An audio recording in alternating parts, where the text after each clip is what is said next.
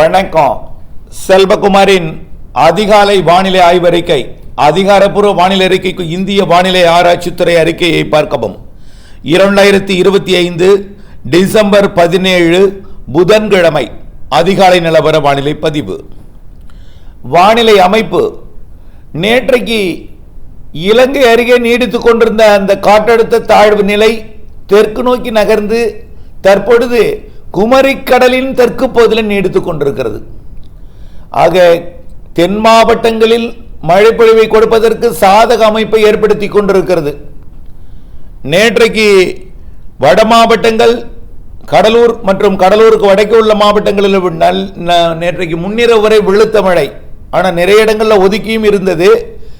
அதற்கு பிறகு நள்ளிரவில் டெல்டா மாவட்டங்களுக்கு நல்ல மழைப்பொழிவை கொடுத்து பிறகு தற்பொழுது ராமநாதபுரம் மாவட்டத்திலையும் விருதுநகர் மற்றும் தென்காசி மாவட்டத்தில் கனமழை பொழிவை கொடுத்து கொண்டிருக்கிறது. தென்காசி, விருதுநகர், ராமநாதபுரம் மாவட்டத்தில் கனமழை பொழிவை கொடுத்து கொண்டிருக்கிறது. இப்போ கிடைக்கப்பட்ட தகவலின்படி மழைப்பொழிவு சித்திரக்கோட்டை ராமநாதபுரம் மாவட்டம் 101 மில்லிமீட்டர் 10 சென்டிமீட்டர் மழை பொழிந்திருக்கிறது. கிடைக்கப்பட்டதன் அடிப்படையில் இதுவரைக்கும் கடலூர் மாவட்டம், அதாவது பரங்கிப்பேட்டைக்கும் கடலூருக்கும் இடைப்பட்ட காயல்பட்டு 78 மில்லிமீட்டர் 8 சென்டிமீட்டர் பெஞ்சிருக்கு. காயல்பட்டு சாமியார்பேட்டைக்கு அருகிலே, அதாவது பரங்கிப்பேட்டை மற்றும் கடலூருக்கும் இடைப்பட்ட முட்லூருக்கும் கடலூருக்கும் அதாவது சிப்காட்டுக்கும் இடைப்பட்ட பகுதி காயல்பட்டு 78 மில்லிமீட்டர். அடுத்தபடியாக உத்தம சோழமங்கலம் 37 மில்லிமீட்டர். அது எங்க இருக்குன்னா சிதம்பரம் அண்ணாமலை நகருக்கு தெற்கே கிழக்கே இருக்கிறது. உத்தம சோழமங்கலம் அதாவது பழையாருக்கும் பரங்கிப்பேட்டைக்கும் இடைப்பட்ட சிதம்பரத்திற்கும் கிடைக்கக்கூடிய பகுதி உத்தம சோழமங்கலம். அதிகபட்சமாக காயல்பட்டில் 78, சித்திரக்கோட்டையில் 101 மில்லிமீட்டர் பெய்திருக்கு. மேலும் பல இடங்களில் மழை பொழிந்திருக்கிறது. ஆனால் கிருஷ்ணகிரி மாவட்டத்தையும் தருமபுரி மாவட்டத்தையும் சேலம் மாவட்டத்தையும் பெரும்பாலும் ஒதுக்கி இருந்துச்சு. திருவண்ணாமலை மாவட்டத்தையும் திருப்பத்தூர் மாவட்டத்தையும் ஒதுக்கி இருந்தது. தூரலோடு போயிடுச்சு, மேகமூட்டத்தோடு போயிடுச்சு, குளிரோடு போயிடுச்சு. ஆனால் அதையும் தாண்டி நீலகிரி மாவட்டத்தோட பகுதிகளிலேயும் மழை பொழிந்திருக்கிறது. கொடநாடு 19 மில்லிமீட்டர், கோத்தகிரி 17 மில்லிமீட்டர் பெய்திருக்கு. கிடைக்கப்பட்ட மழை தகவலை பார்ப்போம். அதே போல கோயம்புத்தூர் திருப்பூர் மாவட்டத்திலையும் திண்டுக்கல் மாவட்டத்திலையும் மழை பொழிந்தது. ஒட்டஞ்சத்திரத்தில் கூட மழை. ஆக கோரிக்கடவு 33 மில்லிமீட்டர் பெய்திருக்கிறது.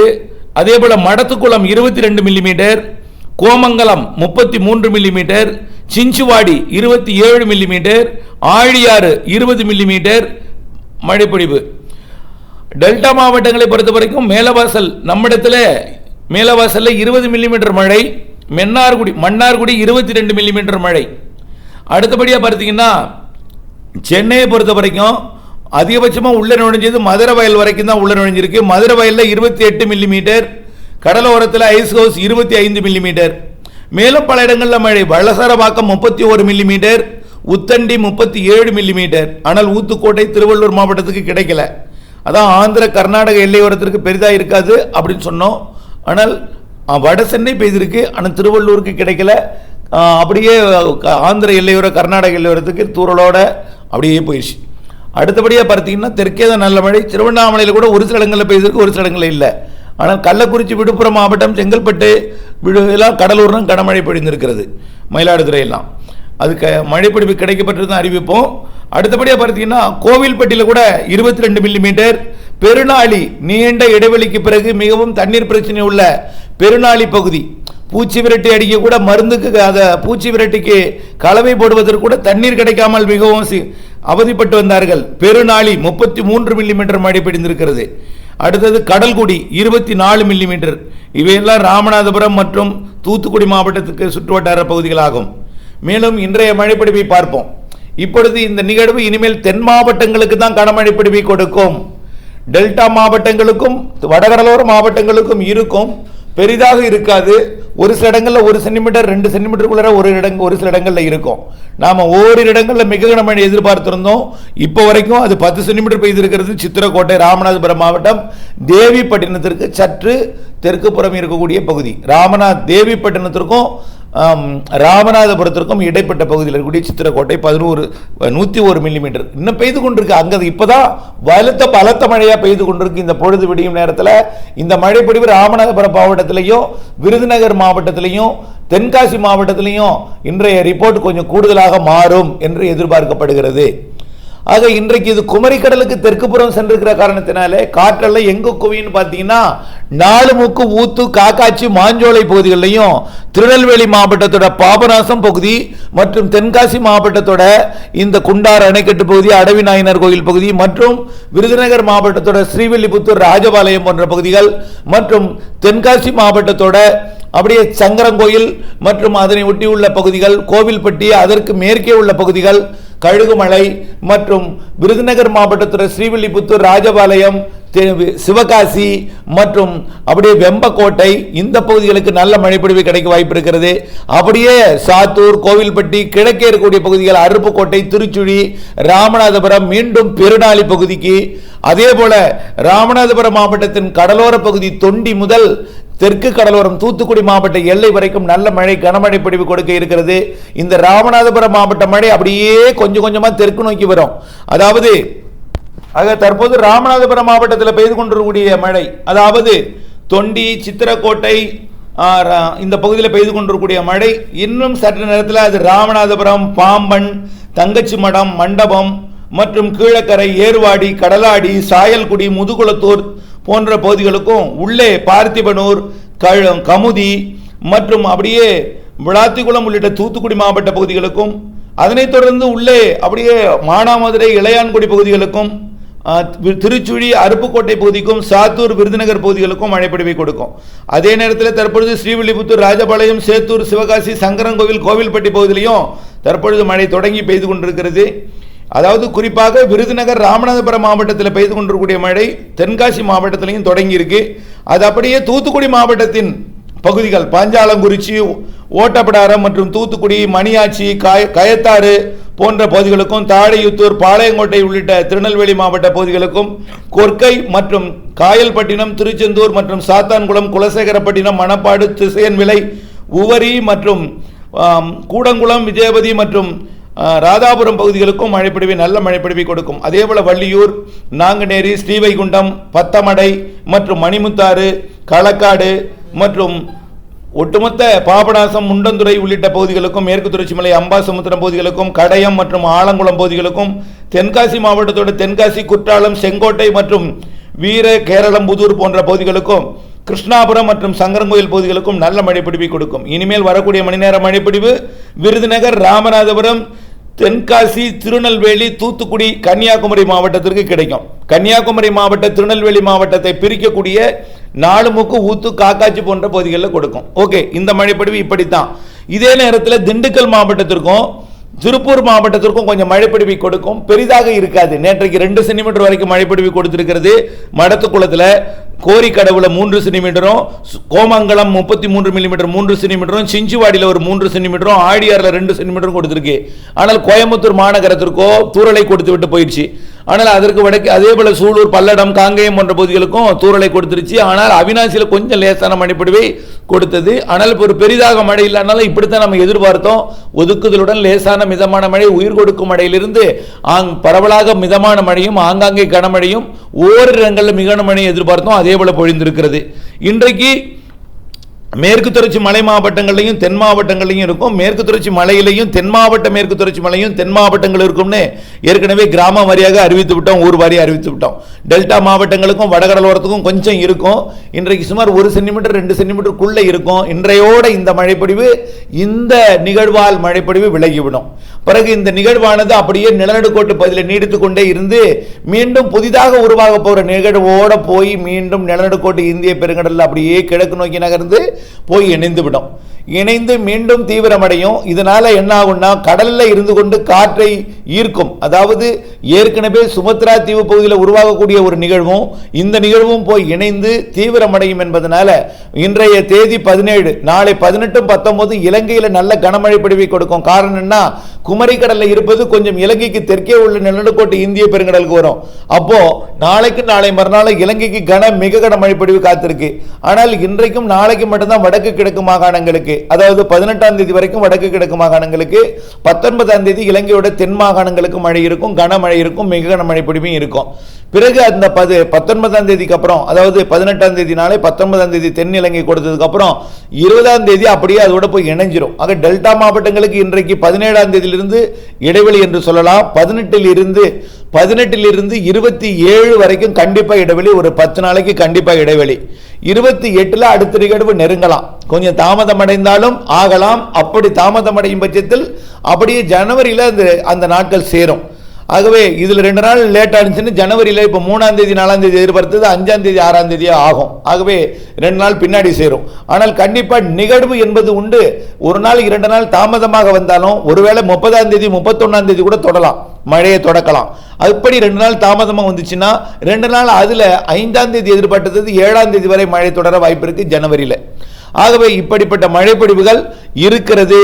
உறுதியாக இந்த மாத இறுதி நிகழ்வு இப்போ உங்களுடைய மாதிரிகள்ல காட்டப்பட தொடங்கிவிட்டது. நாம் அறிவித்தது போல காட்டும்னு சொன்னோம். ஒரே ஒரு மாதிரி மட்டும் காட்டியிருக்காங்க, பாக்கி எந்த மாதிரியும் காட்டல. இன்னும் இருக்கக்கூடிய மாதிரியும் காட்ட வந்துருவாங்க, காட்டிடுவாங்க. ஆகையினால உங்களுக்கு இனிமேல் நம்பிக்கை பிறந்துடும். குளிர் வந்து விட்டது, மழை பெய்யாது, குளிரும். நேற்றைக்கு எப்படி பண்ணி சொன்னீங்க, இவ்வளவு குளிர் அடிக்குது மழை பெய்யாது அப்படி நான் சொன்னேன், நீங்க தான் மழை பெய்யும் சொன்னீங்க அப்படின்னு சொல்லி பெய்யாதுன்னு சொன்னேன், பெய்யலையே அப்படின்னு சொல்லி யாரு சொல்லுவீங்க? கிருஷ்ணகிரி தருமபுரி மாவட்டங்களையும் அப்படியே சேலம் மாவட்ட உள்பகுதி, திருப்பத்தூர் மாவட்டம், திருவண்ணாமலை மாவட்டத்தில் நான் சொன்னது போலயே பெய்யலையே, பார்த்தீங்களா வராது, நம்மளும் அதை தான் சொன்னோம் அப்படி சொல்லுவீங்க. அதே போல அச்சமூட்டியது நேற்றைக்கு, அதாவது கடலூர் மாவட்டம் பரங்கிப்பேட்டை சுற்றுவட்டார பகுதியில், கிள்ளை முடசலோடை சுற்றுவட்டார பகுதியில் மூட்டை கணக்கில் நிலக்கடலை சாகுபடி செய்திருக்கிறார்கள். அவர்கள் 2 நாள் வெயில் அடிச்சிச்சு, அந்த நேரத்தில் பூச்சி விரட்டு அடிக்க தான் வாய்ப்பு கொடுத்திருந்தோம். ஆனால் அவர்கள் நிலக்கடலை விதைத்து விட்டார்கள். ஆனால் நேற்றைக்கு அந்த மழைப்பொழிவு காயல்பட்டுல நிலக்கடலை விதைப்பை பாதிப்படைய செய்திருக்கிறது. தப்பித்தது முடசல் ஓடை மற்றும் அந்த பரங்கிப்பேட்டை, கிள்ளை, பிச்சாவரம் சுற்றுவட்டார பகுதி பாதிப்பிலிருந்து தப்பி இருக்கிறது. ஆகவே வரக்கூடிய 10 நாட்களுக்கு உங்களுக்கு இடைவெளி இருக்கும் என்பதனால வளர்ந்து விடும். ஆனால் பல இடங்களில் மக்காச்சோள அறுவடை பாதிப்படைந்திருக்கிறது. இவையெல்லாம் இன்றோடு இந்த மழைப்பொழிவு நிறைவடைந்த பிறகு இன்றைக்கு பெய்யக்கூடிய தென் மாவட்ட மழை தான் உச்சபட்ச மழையாக இருக்கும். நாளை அது விலகிவிடும் என்பதனால மீண்டும் வரக்கூடிய 18லிருந்து 28ஆம் தேதி 27ஆம் தேதி வரை கண்டிப்பாக இடைவெளி, 28ம் இடைவெளி இருக்கலாம். ஆகவே 10 நாட்களுக்கு இடைவெளி கிடைக்கிறது. இந்த 10 நாட்களுக்கு குளிர் வரும். குளிர் மீண்டும் பழையபடி வாட்டும். அப்போது நீங்க என்ன சொல்லுவீங்க? நிகழ்வு வருதுன்னா என்ன சொல்லுவீங்க? குளிர் வந்துட்டு இனிமேல் வராது, குளிர்காலம் தொடங்கிட்டு குளிர் வாட்டுது அப்படிங்க. உறைபனியும் வரும். உறைபனினா ஏற்கனவே வந்த உறைபனி தான், அதுக்கு மேல போயிடாது, தேயிலைக்கு இந்த பாதிப்பு ஏற்படுத்தாது, கவலைப்படாதீங்க. ஏற்கனவே நீலகிரி மாவட்டத்திலையும் வால்பாறையிலையும் கொடைக்கானலையும் கொஞ்சம் இலைகள்ல உறைபனி உறையும். 0 டிகிரி வரைக்கும் போகும், ஒரு -1 வரைக்கும் போகலாம், அவ்வளவுதான். -4, 5 எல்லாம் போனா ரொம்ப பிரச்சனையாடும், அவளுக்கெல்லாம் போகாது. அதுவே 0 தான் இருக்கும். -1 கூட போறது கஷ்டம் தான். -1 போனாலும் ரொம்ப நேரம் நீடிக்காது, உடனடியாக அது பகல்ல கொஞ்சம் வெப்பநிலை ஏற்படுது, அது அப்படியே கரைந்து போய்விடும். பெரிய தொடர்ச்சியான பகல் இரவு என்று தாக்கத்தை ஏற்படுத்தாது, கவலைப்பட வேண்டாம். ஆனால் கொஞ்சம் அச்சுறுத்தும் உறைபனி இருக்கும் வரக்கூடிய ஒரு வாரத்திற்கு, நீலகிரி மாவட்டத்திற்கும் வால்பாறைக்கும் மூணாருக்கும் மற்றும் கொடைக்கானலுக்கும். ஆனால் உறைபனி என்பது நீலகிரிக்கு தான், கொடைக்கானலுக்கு கூட உறைபனி என்பது இருக்காது. அப்படி இருந்தால் உச்சபட்சமான ஒரு பெரிய மலைப்பகுதி, உயரமான சிகர பகுதிகளிலையும் ஆனமலை சிகர பகுதிக்கும் அதே போல தொட்டப்பட்ட சிகர பகுதிக்கும் இந்த உறைபனி இருக்கும். நீலகிரி மாவட்டத்தோட குன்னூர்லையும் உறைபனி லேசாக இருக்கும். ஆகவே -1 வரைக்கும் தான் போகும், அதுக்கு கீழே போயிடாது. 0 மட்டும்தான் இருக்கும். 0க்கு மேலே தான் பெரும்பாலான நாட்கள் இருக்கும். ஒரு சில நாட்கள் உறைபனி ஏற்படும். குளிர் அதிகமாக போகிறது, மீண்டும் குளிர் மீண்டும் பழையபடி அதிகமாக போகிறது. அப்பொழுது மழைப்பொழிவு அந்த நிகழ்வானது வங்கக்கடலில் இருந்து தீவிரமடைந்து நெருங்கி கொண்டிருக்கும். நிலநடுக்கோட்டு இந்திய பெருங்கடல் காற்று கிடைக்க பெற்றதும் மீண்டும் வட இந்திய, அதாவது இமயமலை பகுதிக்கு மேற்கத்திய இடையூறு வந்து குளிரை தடுத்ததும் மிக வேகமாக பிக்கப் ஆகி வந்து கரையை கடப்பதற்கு நெருங்கும். அதன் காரணமாக எவ்வளவு வடக்கே சென்றாலும் யூடர்ன் போட்டு திரும்பும். நாம படத்தில் காட்டியுள்ளபடி வாய்ப்பு 1, வாய்ப்பு 2, வாய்ப்பு 3 என்று வடக்கே சென்றாலும் அங்கே உயரே ஜெட் ஸ்ட்ரீம் பயணித்துக் கொண்டிருக்கிறது, எதிர் திசை காற்று பயணித்துக் கொண்டிருக்கிறது. ஜெட் ஸ்ட்ரீமுக்கு கீழேயே சுமார் 4500 மீட்டர், ஒரு 4 கிலோமீட்டர் உயரத்தில் கூட ஸ்ட்ராங்கான விண்டு எதிர் திசை காற்று பயணித்துக் கொண்டிருக்கிற காரணத்தினால கண்டிப்பாக அது வடக்கு நோக்கி பயணிக்க முடியாது, சென்னையை தாண்டி வடக்கே போகாது. அப்படி முன்னேறி மோதி பார்த்தாலும் ஒரு தமிழ்நாட்டின் வடகடலோர பகுதி வரைக்கும் எட்டி பார்த்து விட்டு அப்படியே பழையபடி அந்த பழைய நிகழ்வு திரும்பியது போல யூடர்ன் போட்டு, யூடர்ன்கள் எல்லாம் கிடையாது, போய் மோதி பார்த்துட்டு அப்படியே வட இலங்கையை நோக்கி திரும்பி வந்துடும். ஆனால் கரை கடக்கும் இடம் வேற எங்கும் இல்லை, ராமநாதபுரம் மற்றும் தூத்துக்குடி மாவட்டம். புயல் என்று நீங்கள் அச்சப்பட வேண்டாம், மழை தரக்கூடிய ஒரு செயலிழந்த நிகழ்வு. காரணம் என்னன்னா 4000 மீட்டர் உயரத்துக்கு மேல உயர முடியாது. ஒரு தட்டையான வடை போன்ற, வடைன்னு சொல்ல முடியாது, வடையை கூட இன்னும் தட்டையாக்கி ஒரு தோசை போன்ற ஒரு காற்று சுழற்சியாக மிக பெரிய அளவிலே, பெரிய அளவிலே, பரந்த அளவிலே ஒட்டுமொத்த தமிழ்நாட்டிற்கும் தென்னிந்தியாவின் மாநிலங்களுக்கும் ஒட்டுமொத்த கடலோரத்திற்குமே மழைப்பொழிவை, ஒட்டுமொத்த கடலோரம்னா ஒடிசா, ஆந்திர பிரதேசம், அதாவது மேலடுக்கில் தான் 4000 மீட்டருக்கு மேலே தான் அந்த எதிர் திசை காற்று இருக்கு, கீழே அந்த எதிர் திசை காற்று இல்லை. அதனால என்ன ஆகும்னா உயர முடியாது. அதனால என்ன ஆகும்னா தட்டையாகும். தட்டையாகும் போது ஒடிசா, ஆந்திர பிரதேசத்துக்கும் மழைப்பொழிவை கொடுக்கும். மேற்கு வங்கத்தின் தெற்கு பகுதிக்கும் வடகிழக்கு மாநிலத்தின் தெற்கு பகுதிக்கும், தமிழ்நாடு, புதுச்சேரி, காரைக்கால், ஒட்டுமொத்த இலங்கைக்கெல்லாம் நிறைய நிறைய மழைப்பொழிவை கொடுத்து கொண்டு மேற்கு நோக்கி கடக்கும். இது ஜனவரி மாதம் 5ஆம் தேதி வரை இந்த மழைப்பொழிவை கொடுக்கும். மழைப்பொழிவு தொடங்கும் நாள் 28, 29 இருக்கலாம். 2 நாள் தாமதம் வந்தா 30, 31 இருக்கும். கண்டிப்பாக இந்த மாத இறுதி நாளில் நெருங்கி மழைப்பொழிவை கொடுத்து கொண்டே ஜனவரி மாதம் 5ஆம் தேதி வரை இது மழைப்பொழிவை கொடுக்கும்.